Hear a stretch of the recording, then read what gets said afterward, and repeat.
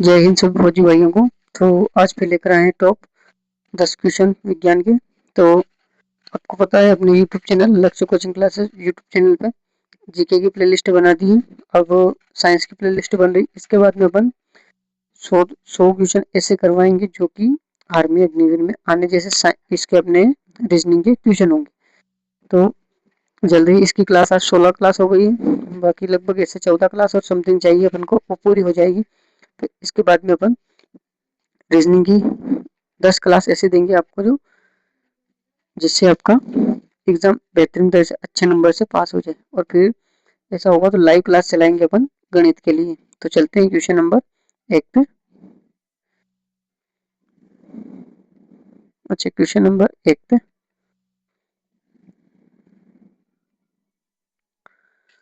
आज day 16 class है। तो चलते हैं क्वेश्चन नंबर 1 पे। विटामिन B2 का थाइमिन, ये मतलब विटामिन B2 का रासायनिक नाम क्या है?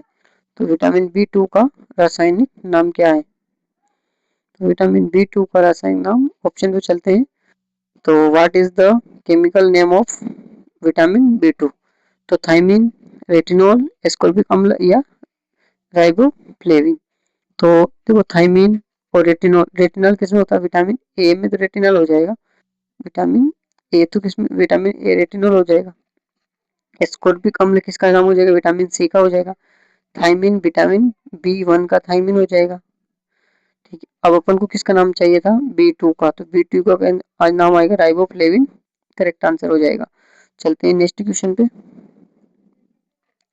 प्लाज्मा झिल्ली किससे बनी होती है? तो प्लाज्मा झिल्ली किससे बनी होती है? प्रोटीन से। What is the plasma member made of? तो प्रोटीन, लिपिड या कार्बोहाइड्रेट या बोथ, बी और सी। तो ए और सी। तो ये बनी होती है प्रोटीन और कार्बोहाइड्रेट की बनी होती है। इसका करेक्ट आंसर होगा डी। चलते हैं नेक्स्ट क्वेश्चन पे। निम्नलिखित में से कौन सा रोग मच्छर के काटने से नहीं होता है? तो हाथी पांव, डेंगू, मलेरिया या हेपेटाइटिस। तो करेक्ट आंसर होगा इसका हेपेटाइटिस। तो इसका करेक्ट आंसर होगा निम्न में से कौन सा रोग मच्छर के काटने से नहीं होता है? तो वो किसी काटने से, मच्छर काटने से नहीं होता, वो हेपेटाइटिस रोग है। डेंगू मादा एनाफिस मच्छर के काटने से होता है। मलेरिया मादा है ना, इसके काटने से होता है। चलते हैं तीसरे चौथे क्वेश्चन पे। माता वर्णदत्त तथा पिता सामान्य हो तो कितने प्रतिशत लड़का और वर्णदत्ता का रोग होता है? अगर माता भी वर्णदत्ता हो और पिता भी सामान्य हो तो उसमें 100% ऐसा होता है कि वो बच्चा वर्णदत्ता का ही रोग होगा। तो इसका करेक्ट आंसर होगा ऑप्शन डी। शरीर का अंग जिसमें विटामिन डी का संश्लेषण होता है। ऑप्शन ए लिवर यानी यकृत, ऑप्शन बी त्वचा, ऑप्शन सी थाइमिन और ऑप्शन डी एड्रिनल। तो इसका करेक्ट आंसर होगा त्वचा। त्वचा के अंदर क्या होता है? जो विटामिन डी होता है ना, वो संश्लेषित होता है। क्वेश्चन नंबर 6 पे चलते हैं। कुछ जीव जंतु पेड़ पौधों एवं जंतुओं को भोजन के रूप में ग्रहण करते हैं, उन्हें क्या कहते हैं? ऐसे जीव जंतु जो पेड़ पौधे एवं जंतुओं को भोजन के रूप में ग्रहण करते हैं, उन्हें क्या कहते हैं? उन्हें क्या कहते हैं? तो उन्हें क्या कहते हैं? तो उन्हें सर्वाहारी कहते हैं, शाकाहारी कहते हैं या मांसाहारी कहते हैं, मांसाहारी कहते हैं या परभक्षी कहते हैं। तो देखो इसका करेक्ट आंसर क्या हो सकता है? सर्वाहारी, शाकाहारी या मांसाहारी या परभक्षी। अब देखो शाकाहारी किसे कहते हैं? जो सिर्फ पेड़ पौधे पेड़ पौधे है ना, पेड़ पौधों को खा के, जैसे हरी घास फूस खा के खाते हैं, उन्हें क्या कहते हैं? शाकाहारी कहते हैं। और मांसाहारी किसे कहते हैं? जो मांस खाते हैं, जो मांस खाते हैं उन्हें क्या कहते हैं? मांसाहारी। अब देखो सर्वाहारी किसे कहते हैं? जो मनुष्य होते हैं ना, मनुष्य मनुष्य किसकी किसकी गिनती में आते हैं? मनुष्य आता है, मनुष्य किस में आता है?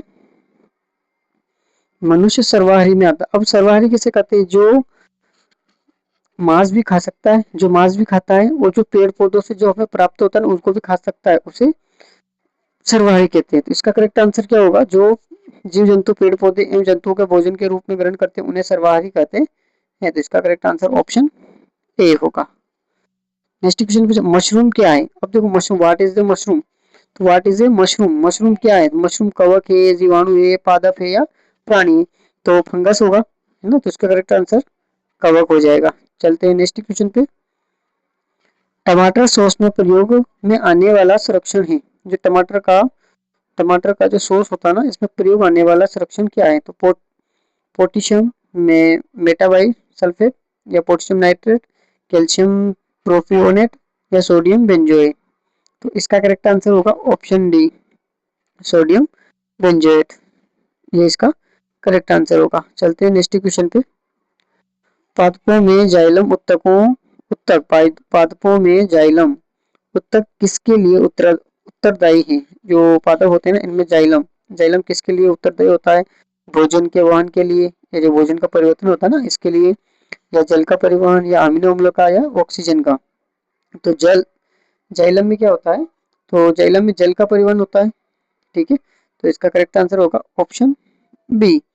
और फ्लोएम में किसका होता है? फल का परिवहन होता है। ठीक है, आज की आज की क्लास का लास्ट क्वेश्चन।